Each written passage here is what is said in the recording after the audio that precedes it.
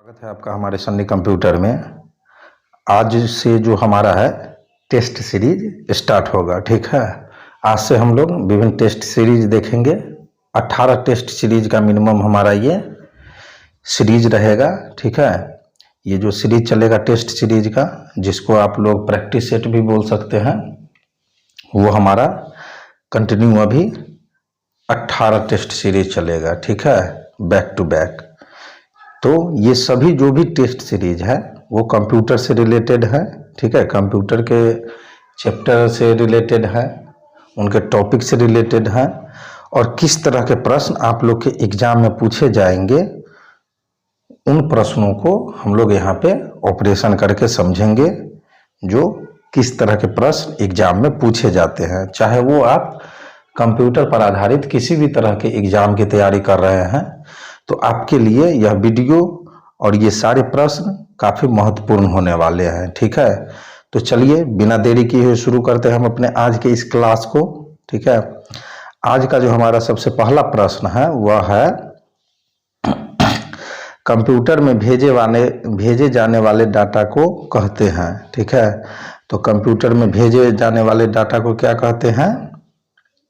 तो कंप्यूटर में भेजे जाने वाले डाटा को हम लोग इनपुट कहते हैं। जी हाँ, कंप्यूटर में अगर कोई भी चीज़ हम लोग डालते हैं, ठीक है, तो वो इनपुट ही कहलाता है, ठीक है। तो हमारा प्रोसेस, आउटपुट और एल्गोरिथम जो है, ये तीन ऑप्शन गलत होंगे। राइट ऑप्शन हमारा रहेगा सी, ठीक है, इनपुट। चलिए आगे बढ़ते हैं। हमारा दूसरा जो प्रश्न है वह कह रहा है कि कंप्यूटर के 4 मुख्य कार्य है। तो कंप्यूटर के 4 मुख्य कार्य क्या क्या है, ठीक है। तो कंप्यूटर के 4 मुख्य कार्य जो है वह है हमारा इनपुट, प्रोसेसिंग, आउटपुट और स्टोरेज, ठीक है। ये है हमारा कंप्यूटर के 4 मुख्य कार्य, ठीक है। चलिए आगे बढ़ते हैं।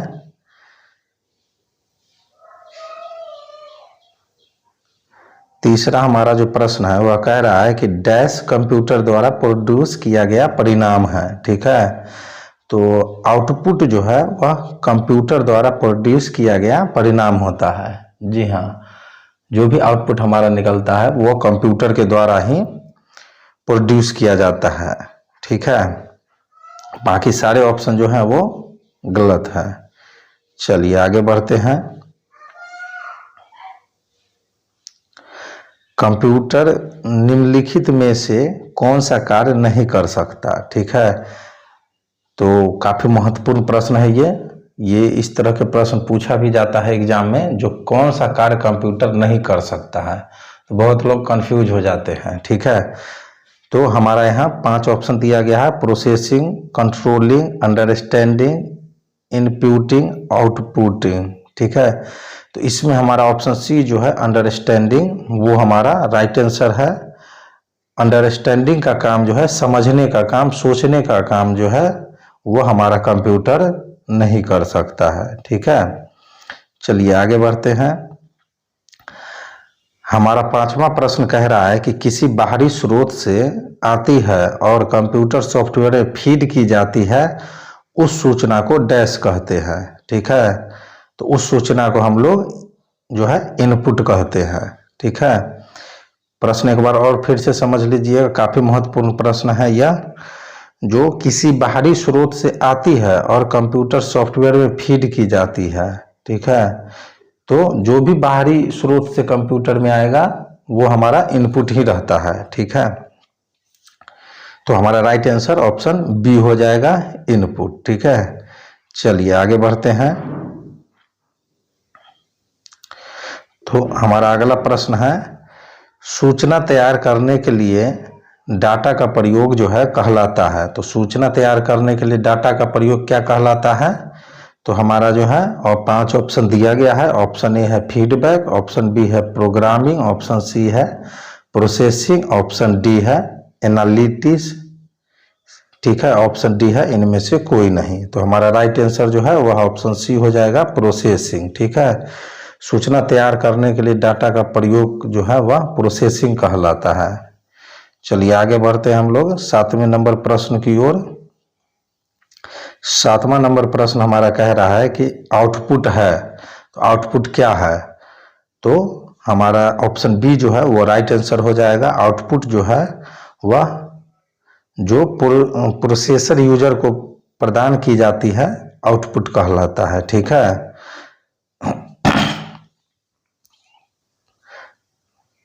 चलिए आगे बढ़ते हैं 8वें प्रश्न की तरफ।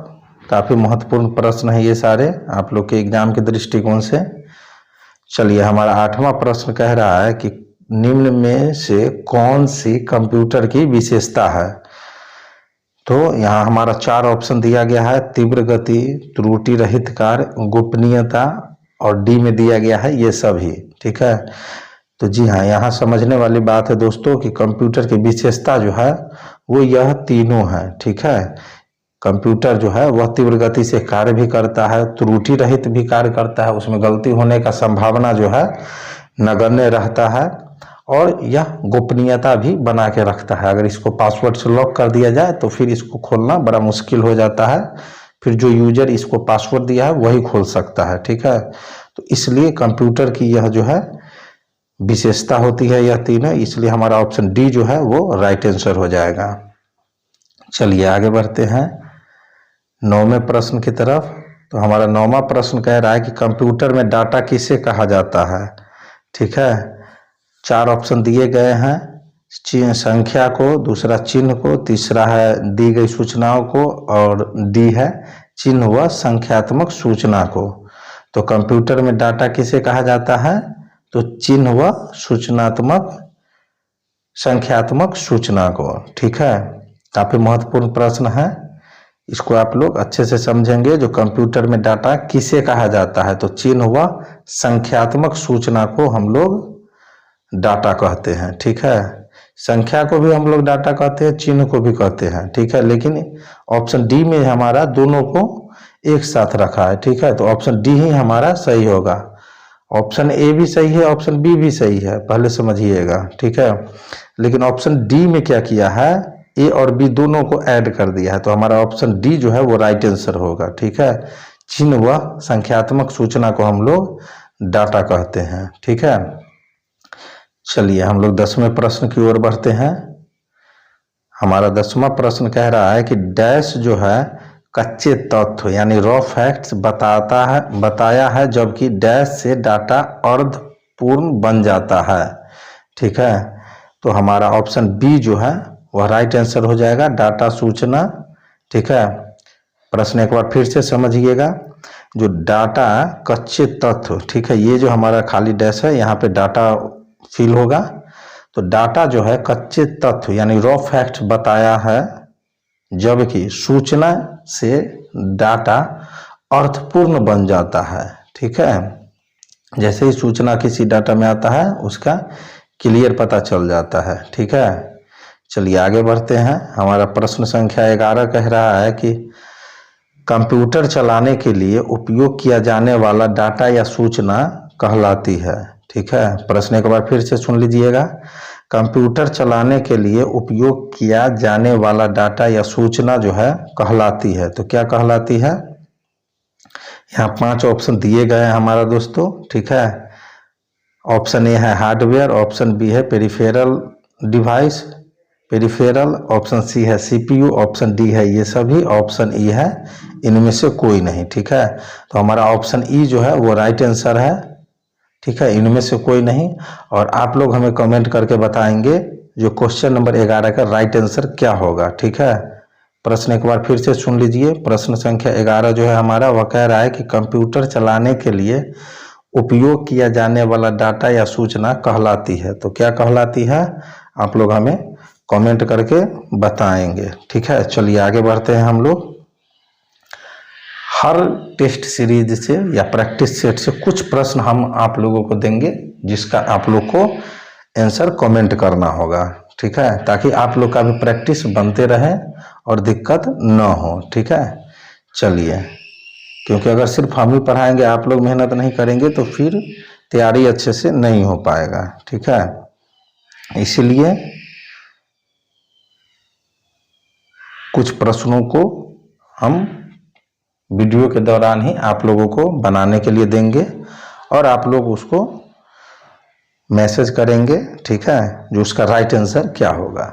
चलिए, हमारा प्रश्न संख्या 12 कह रहा है कि सूचना, कंप्यूटर में सूचना को इनपुट करते हैं तो निम्न में से क्या बनता है। ठीक है, तो कंप्यूटर को जो हम लोग कंप्यूटर में सूचना को इनपुट करते हैं तो वह डाटा बनता है। ठीक है, बाकी सारे ऑप्शन जो है आइडियाज, ऑब्जेक्ट, फैक्ट, ये सभी गलत हैं। ठीक है, हमारा राइट आंसर ऑप्शन ए हो जाएगा, डाटा। ठीक है, कंप्यूटर में सूचना को इनपुट करते हैं तो निम्न में से डाटा बनता है। ठीक है, चलिए 12 नंबर प्रश्न हमारा हो गया। 13 नंबर प्रश्न को समझते हैं। नॉन न्यूमेरिक डाटा का उदाहरण निम्न में से है। ठीक है, तो नॉन न्यूमेरिक डाटा का उदाहरण जो है वह है हमारा ऑप्शन ए, राइट आंसर है। कर्मचारी का पता जो है वह नॉन न्यूमेरिक डाटा है। ठीक है, चलिए आगे बढ़ते हैं प्रश्न संख्या 14 की ओर। प्रश्न संख्या 14 कह रहा है हमारा कि निम्नलिखित चक्रों में से इनपुट, प्रोसेसिंग, आउटपुट और स्टोरेज के रूप में इसके घटक शामिल हैं। ठीक है, तो किसके घटक शामिल हैं? ऑप्शन सी हमारा राइट आंसर हो जाएगा, डाटा के। ठीक है, चलिए आगे बढ़ते हैं। हमारा प्रश्न संख्या 15 कह रहा है कि कंप्यूटर में सूचना किसे कहा जाता है। ठीक है, तो प्रोसेस डाटा को हम लोग कंप्यूटर में सूचना कहते हैं। ठीक है, चलिए आगे बढ़ते हैं प्रश्न संख्या 16 की ओर। हमारा प्रश्न संख्या 16 कह रहा है कि डैश वह डाटा है जिसे एक अर्थपूर्ण फैशन के में व्यवस्थित और प्रस्तुत किया गया है। ठीक है, तो इंफॉर्मेशन वह डाटा है जिसे एक अर्थपूर्ण फैशन में व्यवस्थित और प्रस्तुत किया गया है। ऑप्शन डी हमारा राइट आंसर हो जाएगा। ठीक है, चलिए आगे बढ़ते हैं। प्रश्न संख्या 17 देखते हैं हम लोग क्या कह रहा है।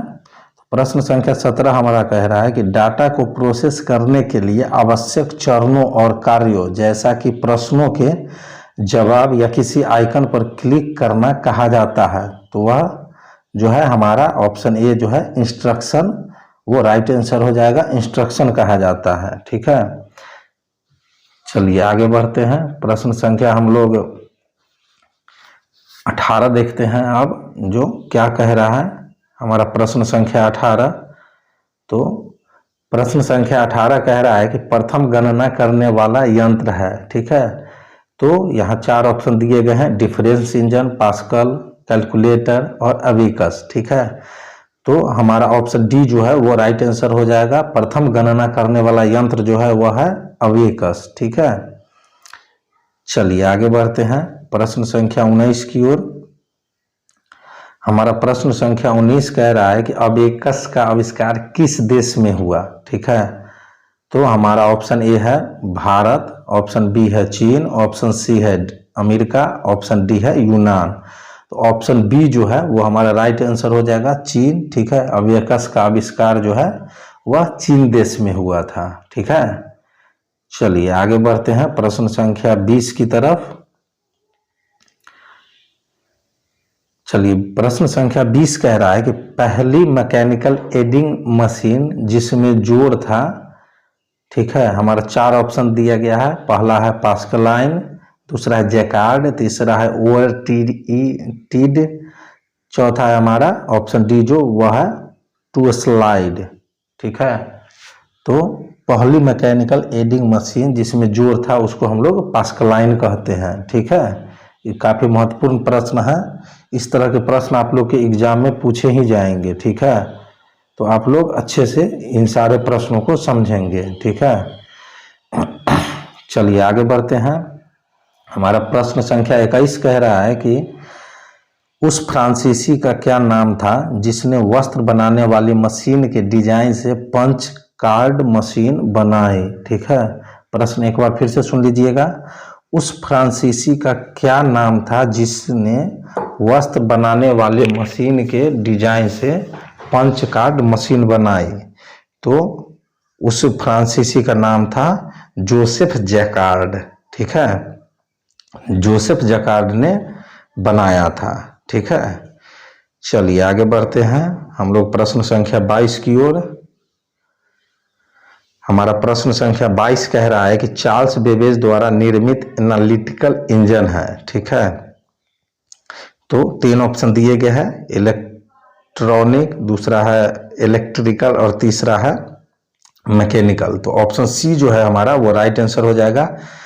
मैकेनिकल जो है चार्ल्स बेबेज द्वारा निर्मित एनालिटिकल इंजन है। ठीक है, चलिए आगे बढ़ते हैं प्रश्न संख्या 23 की ओर।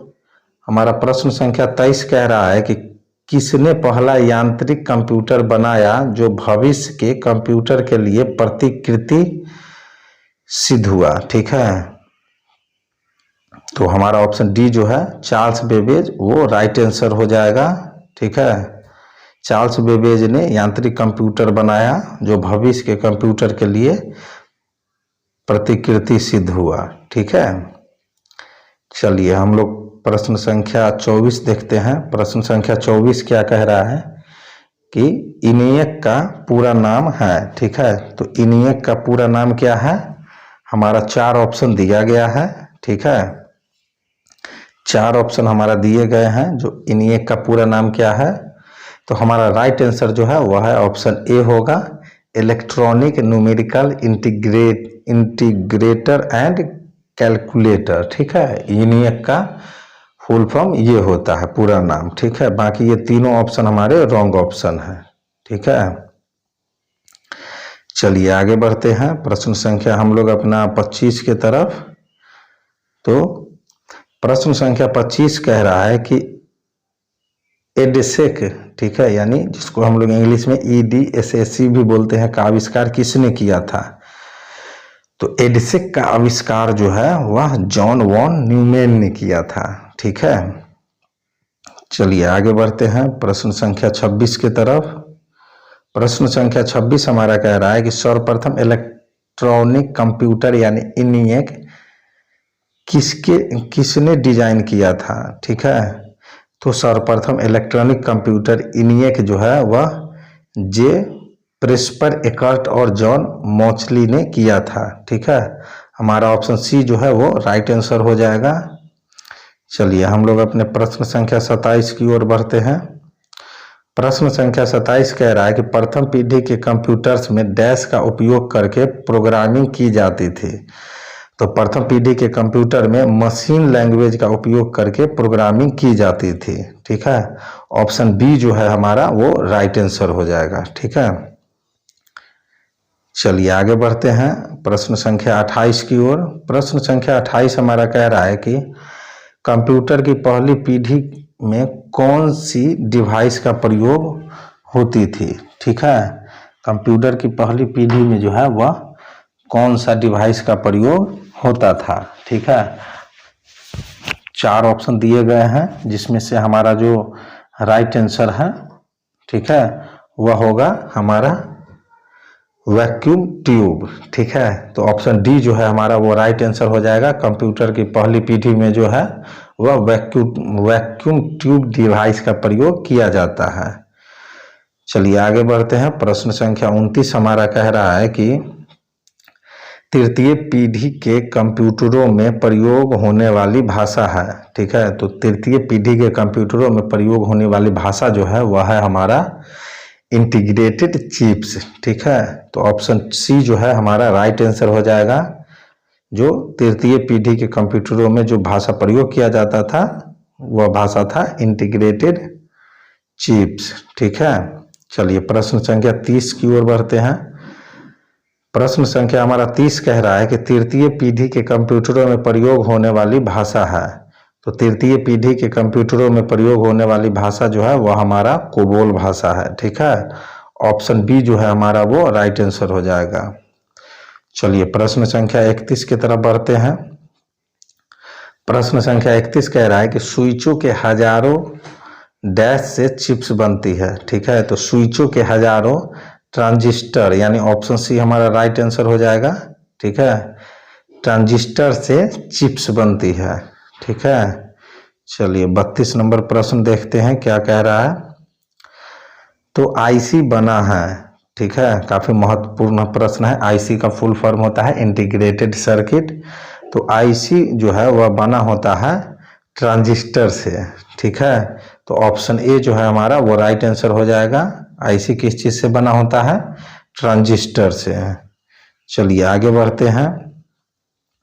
हमारा प्रश्न संख्या 33 कह रहा है कि कंप्यूटर की आईसी चिप्स के उत्पादन के लिए निम्न में से किसकी आवश्यकता होती है?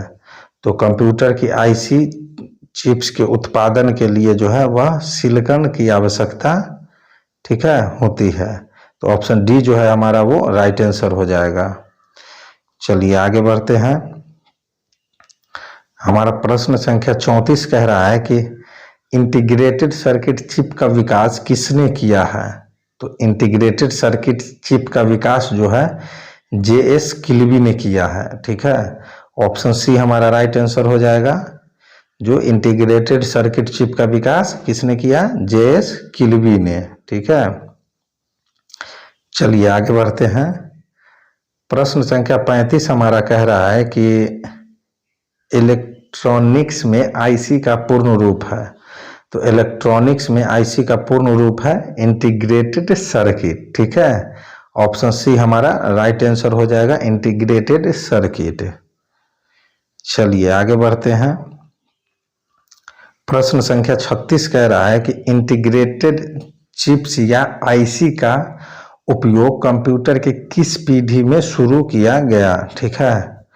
तो इंटीग्रेटेड चिप्स या आईसी का उपयोग जो है कंप्यूटर की तीसरी पीढ़ी में शुरू किया गया, ठीक है। यानी ऑप्शन सी जो है हमारा वो राइट आंसर हो जाएगा, ठीक है। चलिए आगे बढ़ते हैं। प्रश्न संख्या 37 कह रहा है कि चौथी पीढ़ी में आने वाले पर्सनल कंप्यूटर्स में होते हैं, ठीक है। तो क्या होते हैं? Micro processors. जी हाँ, चौथी पीढ़ी में आने वाले पर्सनल कंप्यूटर में जो है वह माइक्रो प्रोसेसर्स होता है। यानी ऑप्शन ई जो है हमारा वो राइट आंसर हो जाएगा, ठीक है।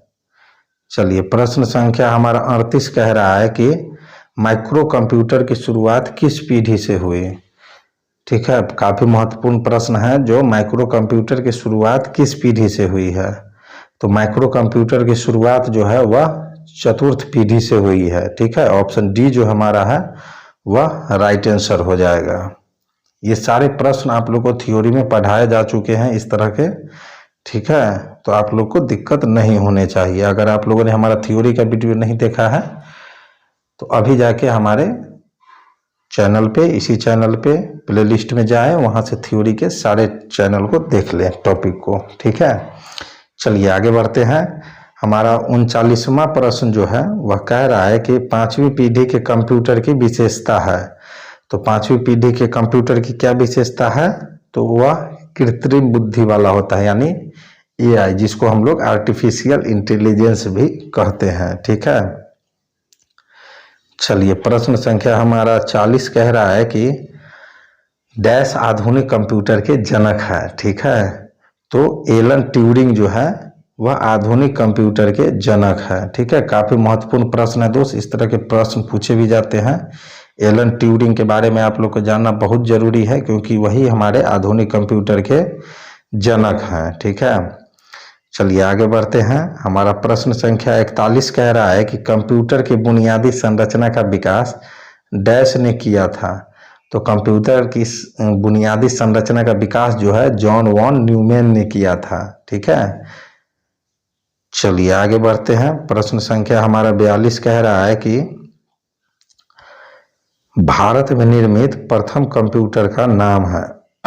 तो भारत में निर्मित जो है प्रथम कंप्यूटर का नाम क्या है? सिद्धार्थ है, ठीक है। ऑप्शन बी हमारा राइट आंसर हो जाएगा। काफी महत्वपूर्ण प्रश्न है। इस तरह के प्रश्न पूछे जाते हैं जो भारत में निर्मित प्रथम कंप्यूटर का क्या नाम है। तो भारत में निर्मित प्रथम कंप्यूटर का नाम जो है वह क्या था?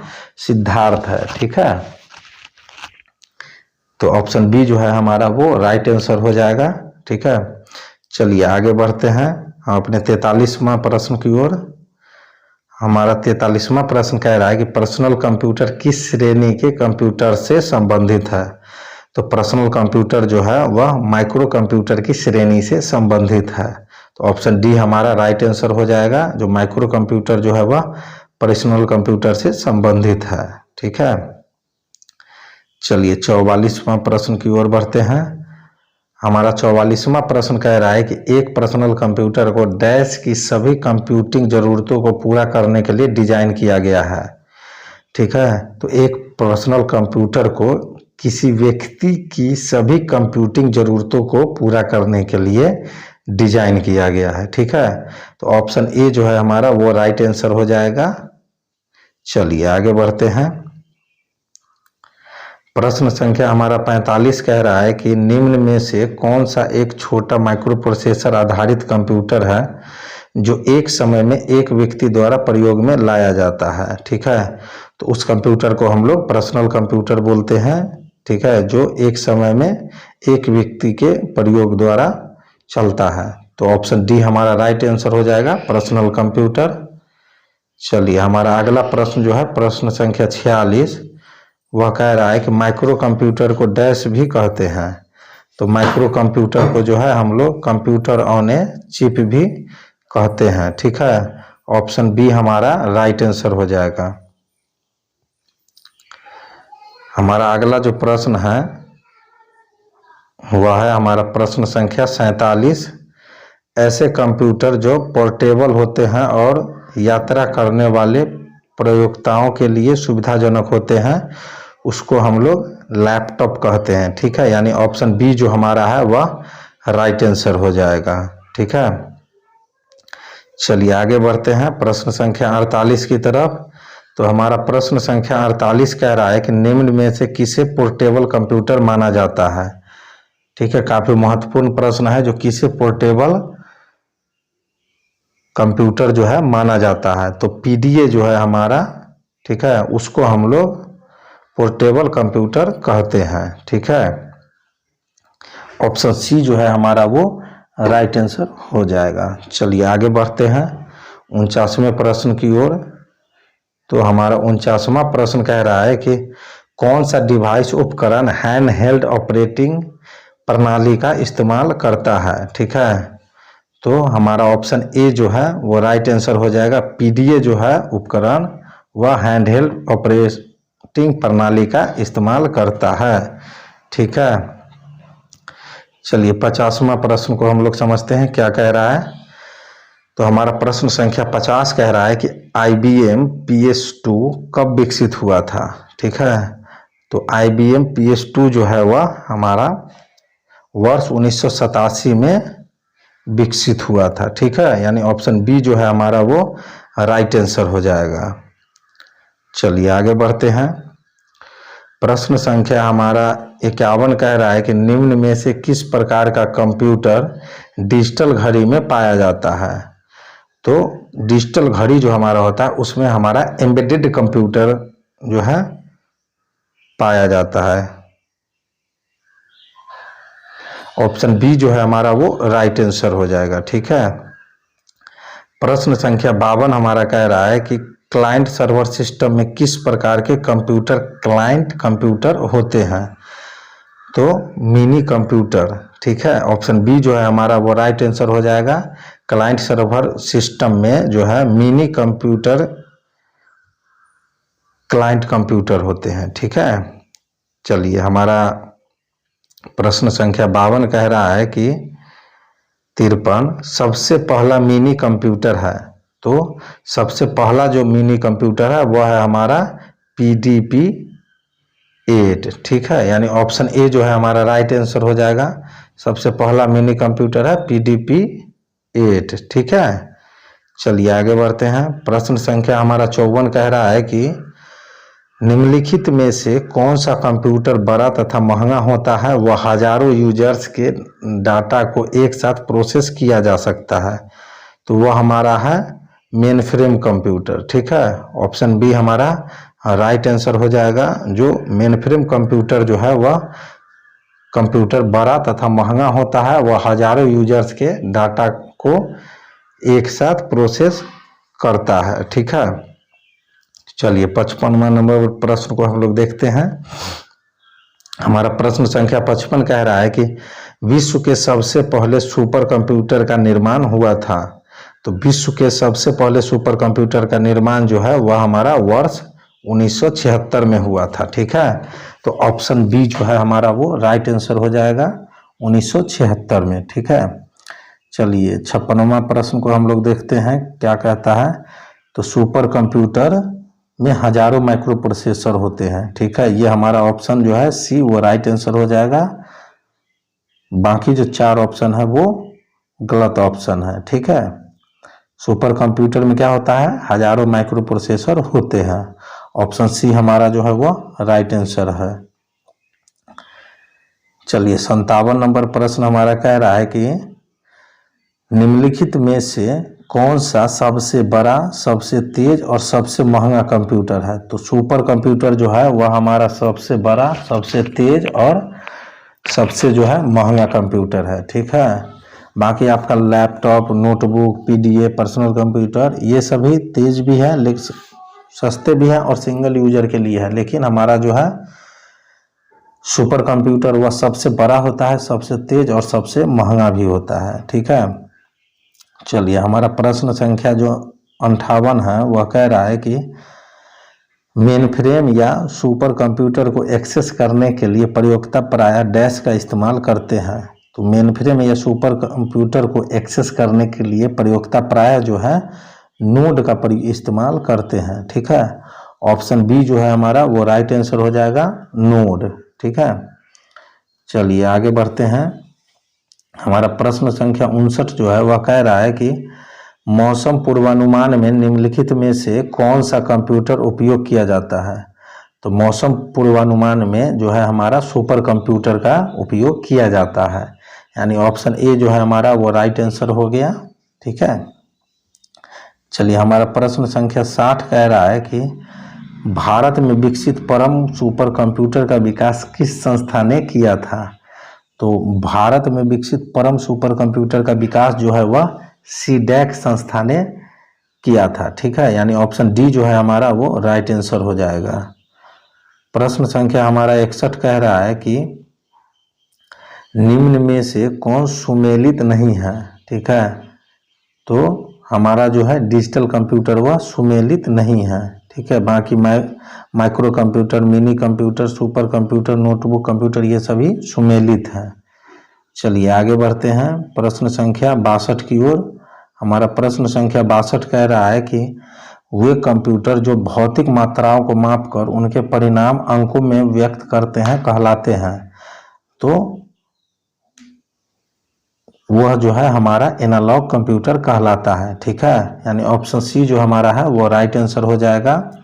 जो एनालॉग कंप्यूटर जो है वो भौतिक मात्राओं को मापकर उनके परिणाम अंकों में व्यक्त करते हैं। ठीक है, चलिए 63वां नंबर प्रश्न हम लोग देखते हैं क्या होता है। तो 63 नंबर प्रश्न हमारा कहता है कि आजकल इस्तेमाल हो रहे कंप्यूटर किस श्रेणी के हैं। तो आजकल जो भी कंप्यूटर इस्तेमाल हो रहे हैं वो सभी डिजिटल श्रेणी के हैं। ठीक है, चलिए 64 नंबर प्रश्न हम लोग देखते हैं क्या कह रहा है हमारा। तो 64 नंबर प्रश्न हमारा कह रहा है कि डिजिटल कंप्यूटर की कार्य पद्धति का सिद्धांत है। तो डिजिटल कंप्यूटर की कार्य पद्धति का सिद्धांत जो है क्या है, वह गणना एवं तर्क। ठीक है, तो ऑप्शन ए जो है हमारा वो राइट आंसर हो जाएगा। प्रश्न संख्या हमारा जो 65 है वह कह रहा है कि एनालॉग और डिजिटल कंप्यूटर्स की विशेषताओं के संयुक्त रूप को जो है वह हाइब्रिड कंप्यूटर कहते हैं। ठीक है, यानी ऑप्शन ए हमारा राइट आंसर हो जाएगा। एनालॉग और डिजिटल कंप्यूटर्स की विशेषताओं के संयुक्त रूप को हम लोग हाइब्रिड कंप्यूटर बोलते हैं। ठीक है, चलिए हमारा प्रश्न संख्या 66 कह रहा है कि उद्देश्य के आधार पर कंप्यूटर कितने प्रकार के होते हैं। तो उद्देश्य के आधार पर हमारे कंप्यूटर जो है 2 प्रकार के होते हैं। ठीक है, ऑप्शन डी जो है हमारा वो राइट आंसर हो जाएगा। चलिए हमारा प्रश्न संख्या 67 कह रहा है कि समान उद्देश्य कंप्यूटर्स का प्रयोग किया जाता है। तो समान उद्देश्य कंप्यूटर्स का प्रयोग किस तरह किया जाता है। तो हमारा ऑप्शन ए है दस्तावेज तैयार करने में, ऑप्शन बी है डाटाबेस बनाने में, ऑप्शन सी है 1 और 2 दोनों, और ऑप्शन डी है यातायात नियंत्रण में। ठीक है, तो हमारा ऑप्शन सी जो है वो राइट आंसर हो जाएगा, ए और बी दोनों में। यानी समान उद्देश्य कंप्यूटर्स का प्रयोग जो है दस्तावेज तैयार करने और डाटाबेस बनाने में किया जाता है। ठीक है, चलिए हमारा अगला जो प्रश्न है, प्रश्न संख्या 68, वह हमारा कह रहा है कि विशेषीकृत काम करने के लिए डिजाइन किए गए कंप्यूटर कौन से हैं। तो विशेषीकृत काम करने के लिए डिजाइन किए गए कंप्यूटर जो है वह है स्पेशल पर्पस कंप्यूटर। ठीक है, यानी ऑप्शन बी जो हमारा है वो राइट आंसर हो जाएगा। चलिए हमारा प्रश्न संख्या 69 कह रहा है कि निम्नलिखित में से कौन सा सबसे तेज और सबसे छोटा कंप्यूटर है जो मस्तिष्क की तरह कार्य करता है। तो वह हमारा है क्वांटम कंप्यूटर। ठीक है, यानी ऑप्शन बी जो है हमारा वह राइट आंसर हो जाएगा। चलिए हमारा प्रश्न संख्या 70 कह रहा है कि प्रत्युष सुपर कंप्यूटर का प्रयोग निम्न में से किसके लिए किया जाता है। ठीक है, तो प्रत्युष सुपर कंप्यूटर का उपयोग जो है मेन उसका जो कार्य है वह मौसम तथा जलवायु के लिए किया जाता है। ठीक है, ऑप्शन ए हमारा राइट आंसर हो जाएगा। हमारा प्रश्न संख्या 71 कह रहा है कि विश्व में प्रत्युष सुपर कंप्यूटर कौन से स्थान पर है। तो विश्व में प्रत्युष सुपर कंप्यूटर जो है वह चौथे स्थान पर है। ठीक है, ऑप्शन सी जो हमारा है वह राइट आंसर हो जाएगा। चलिए आगे बढ़ते हैं। हमारा प्रश्न संख्या 72 कह रहा है कि पुणे में स्थापित प्रत्युष सुपर कंप्यूटर की क्षमता कितनी होती है। तो पुणे में स्थापित प्रत्युष सुपर कंप्यूटर की क्षमता जो है वह 4 PF होती है। ठीक है, यानी ऑप्शन बी हमारा जो है वो राइट आंसर हो जाएगा। प्रश्न संख्या 73 हमारा कह रहा है कि डैश अत्यधिक सूक्ष्म स्तर पर डिवाइसों का निर्माण करने हेतु नैनो स्ट्रक्चर के प्रयोग पर विचार करता है। तो हमारा है नैनो टेक्नोलॉजी। ठीक है, नैनो टेक्नोलॉजी जो है अत्यधिक सूक्ष्म स्तर पर डिवाइसों का निर्माण करने हेतु नैनो स्ट्रक्चर के प्रयोग पर विचार करता है। यानी ऑप्शन ए जो है हमारा वो राइट आंसर हो जाएगा। ठीक है, हमारा 74वां प्रश्न जो है वह कह रहा है कि डैश ऐसा विज्ञान है जो मानव बुद्धि के समान बुद्धि का प्रदर्शन करने वाली मशीन बनाने का प्रयास करता है। ठीक है, तो वह है हमारा आर्टिफिशियल इंटेलिजेंस, जिसको हम लोग AI भी बोलते हैं। ठीक है, आर्टिफिशियल इंटेलिजेंस जो है जिसको हम लोग AI भी बोलते हैं, ऐसा विज्ञान है जो मानव बुद्धि के समान बुद्धि का प्रदर्शन करने वाली मशीन बनाने का प्रयास करता है। ठीक है, यानी ऑप्शन डी जो है हमारा वो राइट आंसर हो जाएगा। हमारा प्रश्न संख्या 75 कह रहा है कि निम्न में से कौन से क्षेत्र में आर्टिफिशियल इंटेलिजेंस का प्रयोग होता है। तो हमारा जो है हैवी इंडस्ट्रीज एंड स्पेस में होता है, फाइनेंस में होता है, वेदर फोरकास्टिंग में होता है। ठीक है, यानी उपरोक्त सभी में होता है। Option A, option B, option C जो हमारा है तीनों सही है। ठीक है, यानी आर्टिफिशियल इंटेलिजेंस का उपयोग जो है इन सभी चीज़ों में किया जाता है। यानी ऑप्शन डी हमारा राइट आंसर हो जाएगा। हमारा प्रश्न संख्या 76 कह रहा है कि कंप्यूटर की वह विशेषता जिसमें सोचने, समझने तथा तर्क करने की क्षमता होती है कहलाती है। तो वह जो है आर्टिफिशियल इंटेलिजेंस कहलाती है। यानी कंप्यूटर की जो वह क्षमता जिसमें सोचने, समझने तथा तर्क करने की क्षमता होती है आर्टिफिशियल इंटेलिजेंस, जिसको हम लोग AI भी बोलते हैं। ठीक है, यानी ऑप्शन सी हमारा राइट आंसर हो जाएगा। चलिए हमारा प्रश्न संख्या 77 कह रहा है कि निम्नलिखित में से कौन रोबोट के डिजाइन, निर्माण, संचालन और उपयोग के साथ कार्य करता है। तो रोबोटिक्स जो है रोबोट के डिजाइन, निर्माण, संचालन और उपयोग के साथ कार्य करता है। ठीक है, तो दोस्तों ये थे हमारे आज के महत्वपूर्ण प्रश्न, जो कि आप लोग के एग्जाम के दृष्टिकोण से सारे प्रश्न काफ़ी महत्वपूर्ण थे इस टेस्ट सीरीज का। ठीक है, अभी हम लोगों ने 77 प्रश्न को देखा जो आप लोग के एग्जाम के दृष्टिकोण से काफ़ी महत्वपूर्ण है। आप लोग एग्जाम में जाने से पहले इन सारे टॉपिकों को अच्छे से देख लेंगे। अगर आप एग्ज़ाम की तैयारी नहीं भी करते हैं, अगर आप कहीं प्राइवेट जॉब भी करते हैं या करने वाले हैं, तो उसमें भी आपको इन सभी चीज़ों की ज़रूरत पड़ेगी। इसलिए इन सारे टॉपिकों को आप लोग अच्छे से पढ़ेंगे ताकि आप लोग को कहीं भी दिक्कत न हो, ठीक है।